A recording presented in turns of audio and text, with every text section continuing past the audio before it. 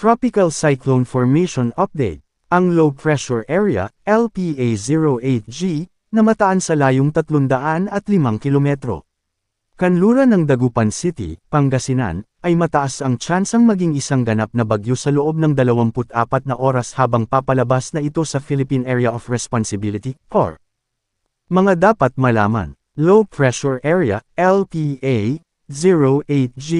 Lokasyon, 200 kilometro. Kanluran ng Dagupan City, Eastern Samar. Coordinates, 16.0 degrees north, 117.5 degrees east. Sa ngayon, mataas ang tsansang maging isang bagyo ang nasabing LPA. Lalabas na ito ng Philippine Area of Responsibility ngayong gabi, bukas ng hating gabi, o bukas ng madaling araw.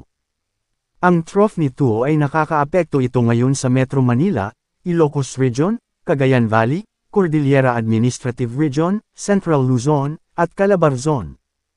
Dahil dito, makakaranas ng maulap na kalangitan na may kalat-kalat na pag-ulan, pagkidlat, at pagkulog na posibleng magdulot ng mga pagbaha o pagguho ng lupa dahil sa katamtaman hanggang kung minsan malakas na pag-ulan sa Metro Manila, Ilocos Region, Cagayan Valley, Cordillera Administrative Region, Central Luzon, at Calabarzon.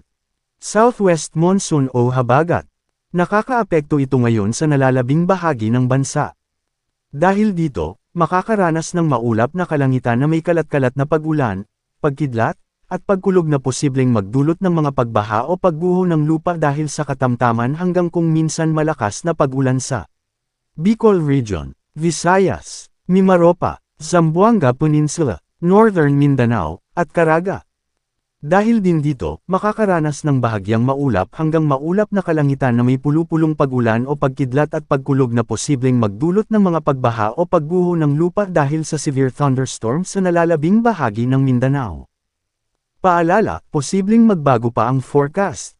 Pinapaalalahanan ang lahat na manatiling updated sa lagay ng panahon at sa posibleng tatahakin at magiging lakas ng sama ng panahon sa susunod na mga araw. Manatiling nakatutok sa Whitver Balita para sa bago pang updates, don't forget to subscribe.